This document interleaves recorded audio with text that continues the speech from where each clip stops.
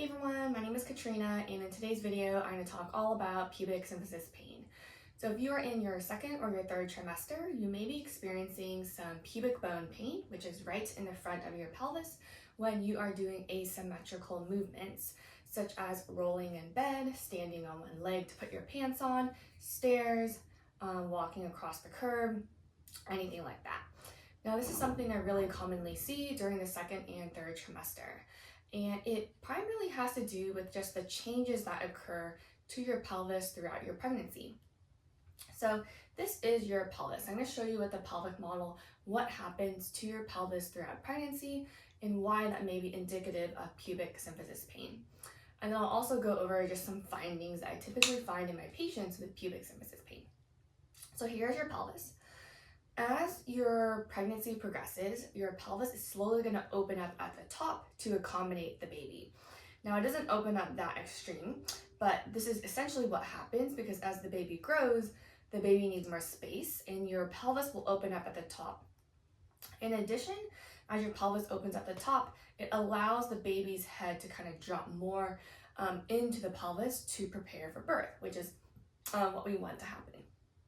Now, when this happens, when our pelvic inlet starts to open up or go into external rotation, then I see a lot of moms tend to typically waddle when they gait or just have really stiff hips, stiff back, stiff pelvises. They may even have lower back and SI joint pain. So oftentimes it's very common when you have pubic symphysis pain to also have pain in the back of the pelvis. And why is that? Well, as the pelvis opens up at the top, you can see that at the back of the pelvis, you get a lot of scrunching back here, tightening of the glutes, just tension in the back of the pelvis. Now, that's not necessarily comfortable. So we want to be in this nice balanced position.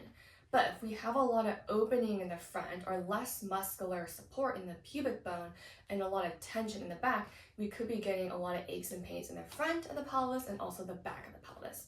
So that's typically what happens is as your pelvis starts to open, which is important throughout your pregnancy, we tend to get less muscular support, less connective tissue support at the front of the pubic bone, and just a lot of tension in the glutes, in the back. So that is typically what I find. Now, what can help? If you are struggling with pubic symphysis pain and wanting some easy tips and things you can do, I highly recommend trying to activate your core during these transitional movements. So you're going to inhale, exhale, zip up, pull in your abdominals as you roll in bed, or as you stand on one leg to put your pants on, or as you navigate the stair. Because this is my pelvis again, as the pelvis opens up throughout the pregnancy, as you activate your core, it helps kind of bring it back in a little bit to provide some muscular support in the front of your pelvis. So that's one easy tip you can do is simply activating your core during those transitional movements.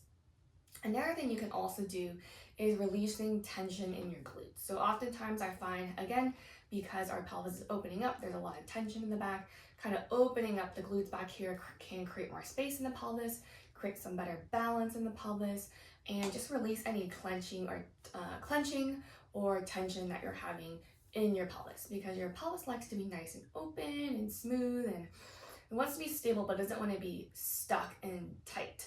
So we can't confuse you want a stable pelvis with a tight pelvis, because again, we want stability, we want balance in the pelvis, but we don't want tightness. So I hope that video was helpful. If you are struggling with pubic symphysis pain, if you have any further questions, please feel to type them below and I'd love to answer them.